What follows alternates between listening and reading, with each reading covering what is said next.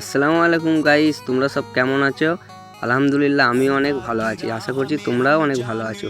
তো আজকে আমি একটু ভোরে ভোরেই উঠেছিলাম, কিন্তু ভোরে ভোরে কেন উঠেছিলাম তোমাদেরকে বলছি, ভিডিওটা তোমরা দেখো।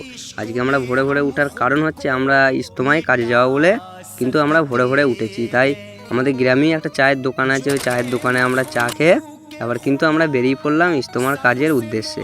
আমরা কিন্তু অলরেডি বিড্ডা বাজার পার করে বেলাডাঙ্গা ঢোকার আগে কিন্তু ওখানে আছি, আর আমরা এখন বেলাডাঙ্গা ঢুকেও গেছি। আর আমাদের গ্রাম থেকে আজকে কিন্তু অনেকগুলো ছেলে যাচ্ছে ইজতেমায় কাজ করবো বলে, প্রায় 18-20টা ছেলে। আর আমরা এখন বুলবুলিতলা বাজারে চলে এসেছি। আর এত ঠান্ডা আর কুয়াশা আজকে, কাকাগুলো এখানে বাজারে বসে বসে কিন্তু আগুন করছে। আর আমরা এর আগেও কিন্তু জুম্মাবারে গিয়েছিলাম, কিন্তু জুম্মাবারে গিয়ে জুম্মার নামাজ পড়ার জন্য বেশি কাজ করতে পারিনি, তাই আজকে শনিবারে যাচ্ছি। আর এখন কিন্তু সময় কিন্তু 6:30, তাও এখনও এত কুয়াশা রাস্তার মধ্যে। তোমরা দেখতে পাচ্ছ ভিডিওতেই কত কুয়াশা, এত হাওয়া মারছে কি বলবো। গাড়িতেই যাচ্ছি আর এই ছেলেগুলো সব ঠান্ডায় জড়ো হয়ে গেছে, সব দেখো চুপ করে বসে আছে। আর আমরা বেরিয়েছি কিন্তু হরিণডাঙ্গা থেকে। আমরা কিন্তু 18-20টা ছেলে ইজতেমায় কাজ করব বলে বেরিয়ে পড়েছি। আর এখন কিন্তু আমরা বুলবুলিতলা বাজার পার করে কিন্তু আমরা দেবীপুরে অলরেডি ঢুকেও গেছি। দেবীপুরে ওই যে রেল গেটটা ঢোকার আগে যে ব্রিজটা পড়েছে, আমরা কিন্তু এখন ওই ব্রিজের উপরেই আছি। তো তোমরা ভিডিওটা দেখো, কতক্ষণ সময় লাগে তোমাদেরকে আমি ভিডিওর মধ্যেই বলে দিচ্ছি। তোমরা চাইলেও আসতে পারো, ইনশাআল্লাহ একটু কাজ করে দেবে আল্লাহর রাস্তায়, কোনো অসুবিধা নেই। আমাদেরও ইচ্ছা ছিল যে একটু কাজ করব, তাই আমরা বেরিয়ে পড়েছি অনেকগুলো ছেলে যন্ত্রপাতি নিয়ে পাইপ লাইনের কাজ করব বলে। তা এখন আমরা চলে এসেছি দেবীপুর রেল গেটের কাছে। আর আমাদের কি কপালটা খারাপ দেখতে পাচ্ছ, গেটটা ঠিক সময়তেই পড়ে গেছে। তো যতক্ষণ না ট্রেনটা যাচ্ছে আমরা কিন্তু এগোতে পারবো না। আর কথা বলতে বলতে কিন্তু ট্রেনটা এসেও গেছে, ওই যে ট্রেনটা পার হচ্ছে দেখতে পাচ্ছ, এটা কিন্তু হাওড়া বর্ধমান হাওড়া লোকাল। তো আমরা যতক্ষণ না ট্রেনটা যাচ্ছে আমরা কিন্তু এগোতে পারছি না। তো তোমরা ভিডিওটা দেখো আমাদের কতক্ষণ সময় লাগছে। আর ইজতেমাটা হচ্ছে কিন্তু পুইনান, দাঁতপুর পুইনানে কিন্তু ইজতেমাটা হচ্ছে। তোমরা দেখো, আমরা ইজতেমার ময়দানের ভিডিওটা তোমাদেরকে দেখাচ্ছি। তোমরা পুরো ভিডিওটা দেখতে থাকবে, আর ভালো লাগলে লাইক কমেন্ট এটা তো আছেই, এটা করে দেবে। আর আমার জীবনে কিন্তু এ প্রথম বিশ্ব ইজতেমা কিন্তু আমাদের ওয়েস্ট বাংলাতেই হচ্ছে। আমি কিন্তু এর আগে দেখিনি, আমার জীবনে এই প্রথম। তাই তোমরা সকলেই দোয়া করবে যেন ভালোভাবে ইনশাআল্লাহ আমরা পৌঁছে যেতে পারি।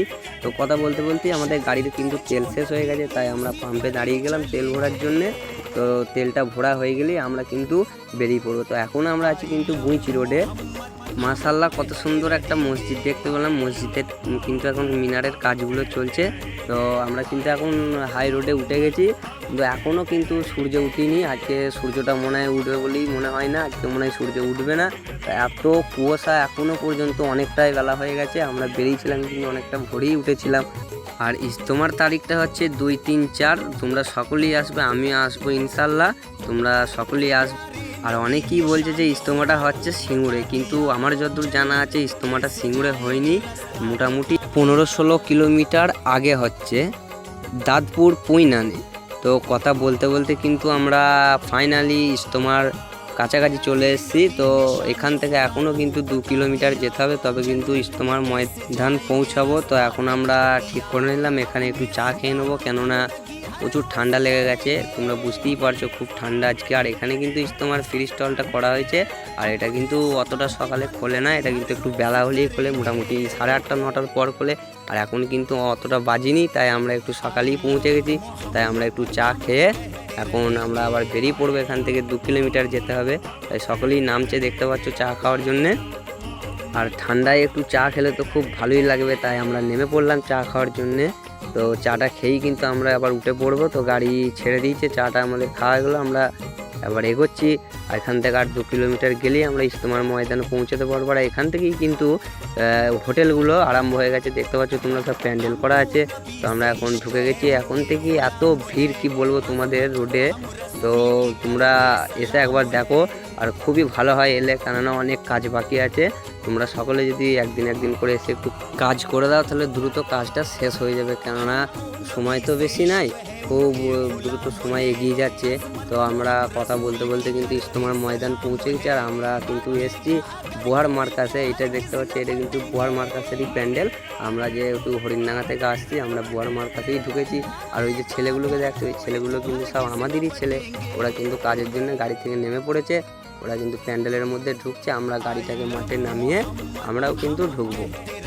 আর আমাদের বুয়ার মার্কাসের প্যান্ডেলটাই মানে কি বলবো, এই প্যান্ডেলটাই ভারতের বাইরের যত মেহমান আছে এরা কিন্তু এই বুয়ার মার্কাসের প্যান্ডেলেই থাকবে। আর কত দূর পর্যন্ত প্যান্ডেল আছে তোমরা দেখো। আর আমরা কিন্তু এসে কাজেও লেগে গেছি, এই যে আমরা এখন গাঁথনির কাজটা আরম্ভ করে দিয়েছি। তারপরে এই মাটিগুলো ড্রেসিং করে প্যান বসিয়ে কোমর প্যানগুলো বসিয়ে কিন্তু আমরা এখানে ঢালাই কাজগুলো করব। তো সব ছেলেরা কিন্তু খুব কাজে লেগে গেছে, আর কাজ করতে করতে বালি শেষ হয়ে গেছে। তাই আমরা কিন্তু ওখান থেকে আবার 3 কিলোমিটার দূরে এসেছি বালি নিতে। তো আমরা এসে কিন্তু বালিটা লোড করছি, বালিটা লোড করে আবার আমরা ওখানে কিন্তু ফিরে যাব, গিয়ে তারপরেই আমরা কিন্তু ঢালাই কাজটা আরম্ভ করব। আর আজকে আমরা সারা দিন কাজ করব। তো আজকে আমাদের বালিটাও অলরেডি এখন লোড হয়ে গেছে, আবার আমরা গাড়িতে উঠে পড়েছি, আমাদের গাড়ি ছাড়বে। আর প্যান্ডেলটা দেখতে পাচ্ছ, কিন্তু প্যান্ডেলের কাজ এখনও কিন্তু প্রচুর বাকি আছে। তাই তোমরা সকলেই একটু একটু করে এসে কাজটা করে দিয়ে গেলে কিন্তু তাড়াতাড়ি কাজটা শেষ হয়ে যাবে, কেননা অনেক কাজ বাকি আছে দেখো। তো আমরা বালিটা লোড করে আমরা এগিয়ে যাচ্ছি।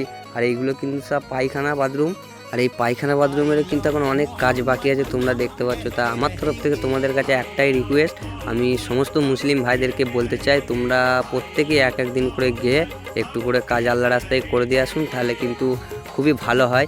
তো আমরা কথা বলতে বলতে বালিটা নিয়ে এসে কিন্তু আমরা মাটি ড্রেসিংয়ের কাজেও লেগে গেছি। এই যে আমি ড্রেসিং করছি, এইগুলো কিন্তু ড্রেসিং হয়ে গেলেই আমরা কিন্তু ঢালাইয়ের কাজটা শুরু করে দেবো। আর সব ছেলেরাও কিন্তু কাজ করছে, খুব মন দিয়েই কাজ করছে, যেহেতু আমরা অনেক দূর থেকে এসেছি। আর আমরা নিয়ত করেই এসেছি যে আমরা অনেকটা কাজ করব, সারা দিন কাজ করব, আমরা কাজটা শেষ করেই তবে যাব। তো আমাদের ড্রেসিংটা প্রায় শেষের দিকেই হয়ে গেছে। আমাদের কোমরগুলো প্যানগুলোও বসিয়ে ফেলেছি। আবার আমাদের যে কাজটা বাকি আছে সেটা হচ্ছে পুরোটা ঢালাই করা। ঢালাইটা হয়ে গেলেই কিন্তু আমরা আমাদের কাজটা কিন্তু শেষ করে ফেলব। আর আমাদের যে ছেলেগুলো এসেছিলো সব কিন্তু পাইপ লাইনের মিস্ত্রি, তো এসে পাইপ লাইনের কাজটা পাওয়া যায়নি বলে সব রাজমিস্ত্রির কাজটাই করছে, যেখানে যে কাজটা পাচ্ছে সেটাই করছে, কোনো সমস্যা নেই। কেননা পাইপ লাইনের কাজটা কোনো রেডি হয়নি, পাইপ মানে এটা ওটা সব নেই বলে আমরা কিন্তু ঢালাই কাজটা করছি। আর আমি কিন্তু এখন ঢালাইগুলো করার পরে আমি কিন্তু ড্রেসিং করছি ঢালাইটা, এগুলো আবার ডেটও ফিনিশিং হবে।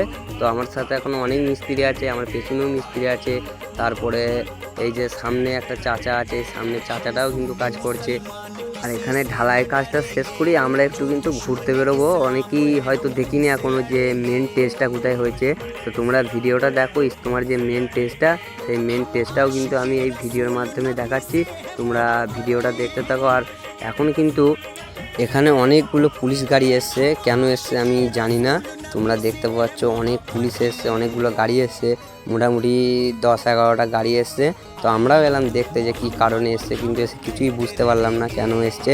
দেখো কত গাড়ি এসছে, একজনকে জিজ্ঞেস করলাম যে এগুলো কারা এসছে, বললো যে ডিজি স্যার এসছে। ডিজি স্যারকে আমি কিন্তু চিনি না কোনটা ডিজি স্যার।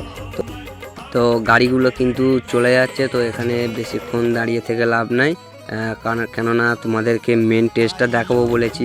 তো আমরা এখন বেরিয়ে যাচ্ছি মেন টেস্টটা দেখাতে। আর এটাই কিন্তু ইজতেমার মেন টেজ, এখানেই কিন্তু মানে বক্তারা এসে বসবে, এখান থেকেই কিন্তু বক্তব্য দেবে। আর এটা কিন্তু মেন টেজের প্যান্ডেলটা। তো প্যান্ডেলটা এত সুন্দর করেছে তোমাদেরকে বলে বোঝাতে পারবো না, কেননা আমিও লোকের মুখে শুনেছিলাম কিন্তু এতটা বুঝতে পারিনি। কিন্তু নিজের চোখে এসে যেটা দেখছি, তোমরাও এসে নিজের চোখে এসে দেখো কতটা ভালো লাগবে তোমাদেরও।